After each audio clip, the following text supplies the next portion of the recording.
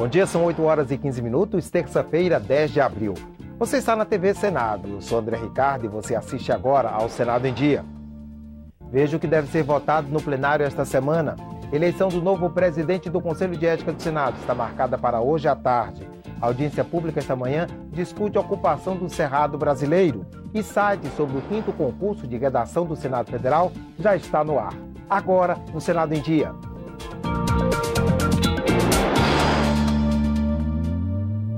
Uma proposta de emenda à Constituição e um projeto de resolução estão na pauta de votação do plenário desta semana.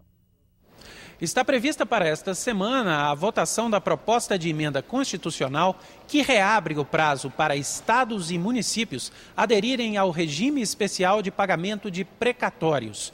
Os governos teriam até dezembro deste ano para solicitar a participação no regime, que vincula a quitação das dívidas à disponibilidade orçamentária. Os precatórios são requisições de pagamentos feitas pela Justiça contra a Fazenda Pública, quando já não existe possibilidade de recurso judicial pelo Estado. O líder do governo também espera que seja feito um acordo para a votação do projeto de resolução que altera a cobrança do ICMS nas importações. A proposta cria uma alíquota única do imposto, o que acabaria com a chamada guerra fiscal. A estratégia adotada por alguns estados para atrair empresas importadoras, oferecendo alíquotas menores ou a isenção total do ICMS. Se conseguirmos construir esse acordo, acho que nós vamos avançar para votar 0,72 no plenário, que é a que trata da alíquota interestadual de 4% para todo o Brasil. PT, PDT e PSDB defendem a criação de uma CPI formada por senadores e deputados para investigar ligações do bicheiro Carlinhos Cachoeira com parlamentares. E uma questão regimental adia a escolha do novo presidente do Conselho de Ética do Senado. O senador Jaime Campos assumiu interinamente o Conselho de Ética quando o presidente do colegiado, João Alberto, trocou o Senado pelo governo do Maranhão em 2011. Mas Jaime Campos se considerou impedido de analisar as denúncias contra o senador Demóstenes Torres, por ser do mesmo partido que ele, o Democratas. A saída para o impasse é a eleição de um novo presidente. O cargo pertence ao PMDB, que tem a maior bancada na casa.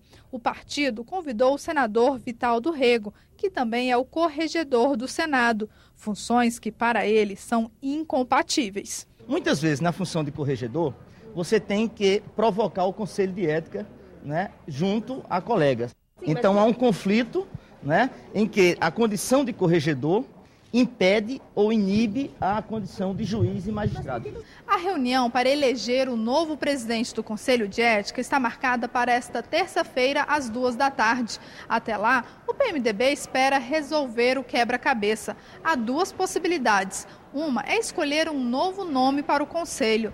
A outra é manter a indicação de Vital do Rego e escolher um substituto para a corregedoria. O presidente do Conselho é quem vai decidir se aceita ou arquiva a representação do PSOL contra o senador Demóstenes Torres. Qualquer que seja o resultado, já está certo que o Conselho não terá acesso aos documentos sigilosos da Operação Monte Carlo da Polícia Federal. O Supremo negou o envio dos documentos que mostram o envolvimento de parlamentares com Carlinhos Cachoeira, preso por comandar um esquema de jogos ilegais. Se a Comissão de Ética não vai ter acesso a esses documentos, porque não pode. Se a Corregedoria não vai ter acesso a esses documentos, porque ela não pode ter acesso, porque existem documentos acobertados pelo sigilo bancário, sigilo telefônico. O que resta ao Senado da República? Resta ao Senado da República cumprir a sua obrigação. Nós não podemos deixar só para o Poder Judiciário. Existe uma questão política. Daí eu defendo uma comissão parlamentar de inquérito. E esta comissão parlamentar de inquérito, ela deve ser conjunta com a Câmara dos Deputados. Também o PT e o PSDB defendem a criação de uma CPI para investigar as denúncias. O ideal é a CPI mista, uma vez que deputados estão também envolvidos. Em relação a parlamentares, já há os vazamentos seletivos que podem ser trabalhados. O que nós queremos são as informações que não vazaram seletivamente, porque elas provavelmente alcançam alguns figurões que estão sendo protegidos pelo sigilo. Se a Comissão de Ética não tem a atribuição, não tem o acesso por uma decisão do Supremo a essa documentação, o caminho é uma comissão parlamentar de inquérito.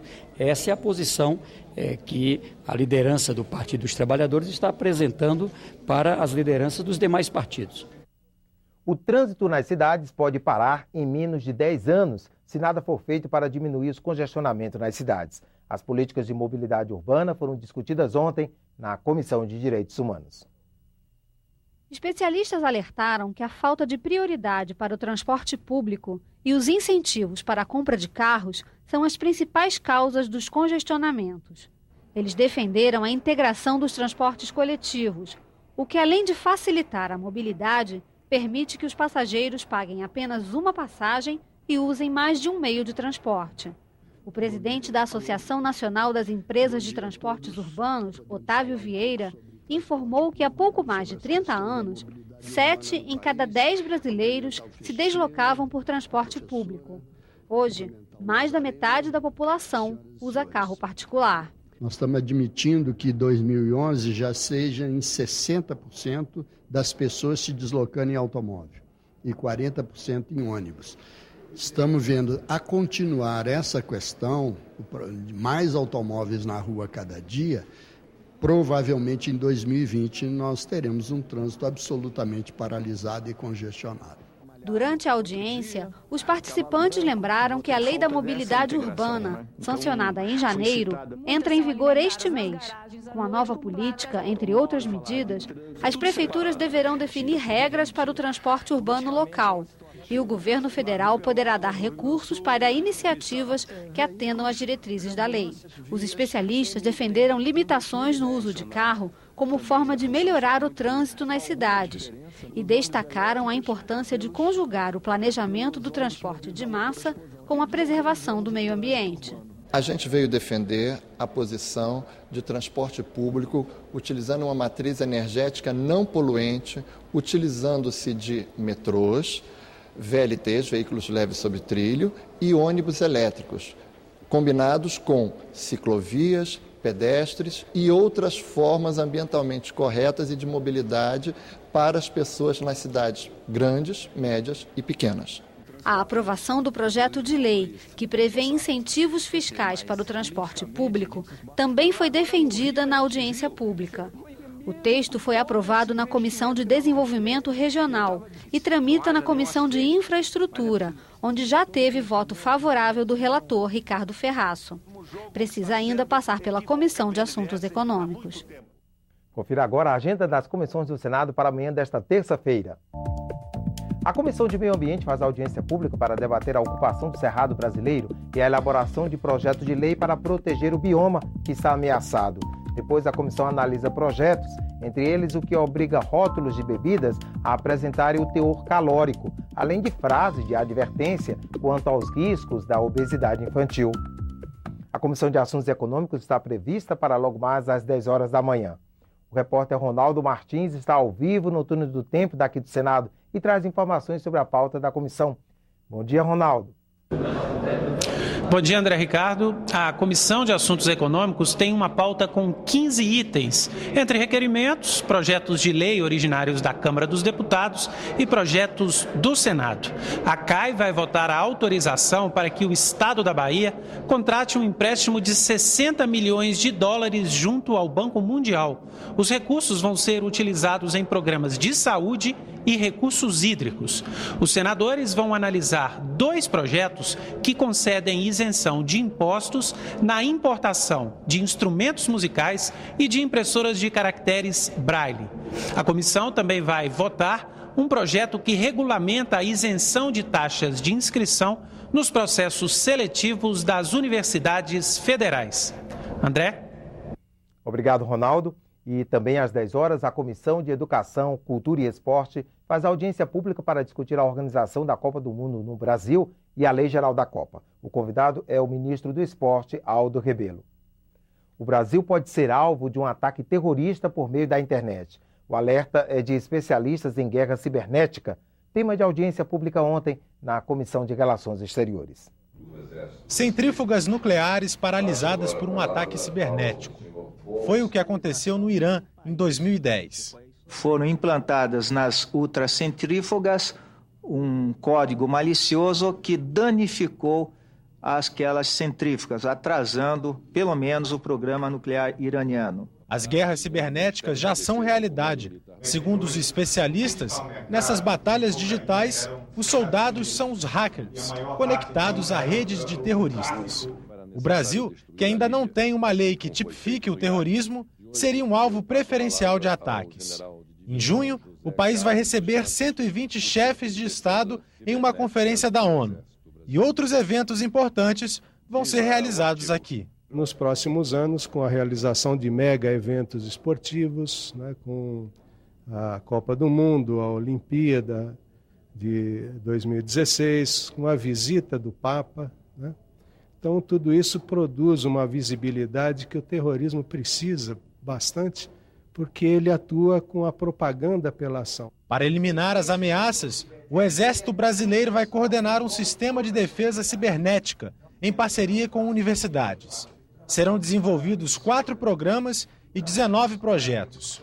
Um simulador de guerra cibernética e um antivírus estão em desenvolvimento. 85 milhões de reais serão investidos. Mas o Brasil ainda precisa de recursos humanos nessa área. A ciência e tecnologia no Brasil carece de maiores investimentos. Aí nós podemos verificar o número das melhores universidades, basicamente, na América do Norte e Europa. O Brasil merece um maior volume de investimentos nesse setor. O Brasil já acumula prejuízos com os ataques a computadores. Em uma onda de invasões em 2011, 20 sites do governo e mais de 200 páginas particulares ficaram fora do ar. Para este especialista, a nova lei de acesso a informações, que entrará em vigor a partir de maio, poderá tornar o país ainda mais vulnerável a ataques cibernéticos. Toda essa divulgação ela tem que ser feita com critério para que seja útil ao cidadão, mas que também não deixe vulnerável as organizações públicas, sobretudo aquelas envolvidas com essas áreas de segurança e defesa. O turismo no Brasil, a situação de refugiados haitianos no Acre e críticas ao governo do Distrito Federal. Veja alguns dos assuntos debatidos ontem no plenário do Senado. O senador Rodrigo Hollenberg criticou o governo do Distrito Federal e lamentou a situação de Brasília, que ele define como de completo abandono. Hollenberg citou dados que mostram um aumento de 13% no número de homicídios em relação a 2010, de 26% no número de estupros e de 33% nas ocorrências relacionadas ao tráfico de drogas. De acordo com o senador, a bancada do DF no Congresso já se colocou à disposição do governador Agnello Queiroz. Pasmem, 1 ano e 4 meses depois de iniciado o governo, o governador do Distrito Federal não chamou, não convocou uma única vez a bancada do Distrito Federal para colaborar com o que for possível, o que estiver ao alcance da nossa bancada. O mais grave é que a gente não vê o governador se mobilizando. O senhor não soube que ele passou a Semana Santa inteira fora do Brasil, o fim de semana longo da Semana Santa. O que a gente vê é que não convida as lideranças dessa cidade para discutir um plano de salvação da cidade.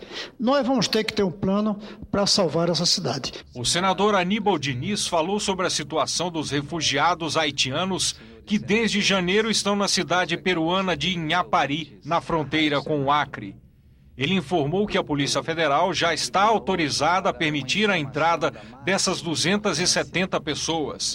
Elas também vão receber os documentos de imigração devido a razões humanitárias e o registro no Ministério do Trabalho para buscar um emprego formal no Brasil. Faço questão de reforçar essa informação porque não está aberto para todos os haitianos. São apenas aqueles que, no período de 13 de janeiro a 31 de janeiro, entraram no Peru e acabaram ficando ilhados. Eles não podiam entrar no Brasil e, ao mesmo tempo, não tinham como voltar para a sua pátria, o Haiti. E o senador Antônio Russo destacou a importância do turismo na economia brasileira. De acordo com ele, esse setor representa 3,3% do PIB e gera 2.800.000 empregos diretos no país, mas ainda precisa de mais investimentos. Isso porque o Brasil representa pouco mais de 0,5% do volume total do turismo internacional, abaixo de países como a Malásia e a Ucrânia. Reconheço os avanços, é certo, mas entendo justo registrar que podemos e devemos fazer muito mais em prol deste que é não somente um dos setores econômicos que mais cresce em todo o mundo, nesse terceiro milênio, mais um dos que efetivamente mais cria emprego, gera renda e distribui oportunidades. Está no ar a partir desta semana o site do projeto Jovem Senador, com informações sobre o 5º concurso de redação do Senado Federal. O tema deste ano é Meu Município, Meu Brasil. Podem participar estudantes de ensino médio de até 19 anos, matriculados em escolas públicas estaduais e do Distrito Federal. As inscrições já estão abertas. Para acessar o site, é só digitar www.senado.gov.br/Jovem Senador. Além das notícias sobre todas as etapas do 5º concurso de redação, o internauta poderá acompanhar os preparativos e os bastidores do projeto Senador. Ainda poderá assistir aos depoimentos dos participantes de edições anteriores. Para participar do concurso, basta que a escola envie a redação escolhida à Secretaria de Educação do Estado até o próximo dia 31 de agosto. Caberá à Secretaria avaliar o melhor texto até o dia 28 de setembro para representar o Estado na etapa nacional. Os estudantes que fizerem as melhores redações sobre Meu Município, Meu Brasil, nos 26 estados e no Distrito Federal, atuarão por 3 dias como senadores. Os finalistas também serão premiados com notebooks, medalhas, certificados e terão a redação publicada em um livro produzido pelo Senado Federal. As escolas dos 3 primeiros colocados na etapa nacional serão premiadas com computadores para uso coletivo. O Senado em Dia termina aqui. No decorrer da manhã, você acompanha outras informações nos boletins do Senado Agora. Enquanto isso, continue assistindo a nossa programação.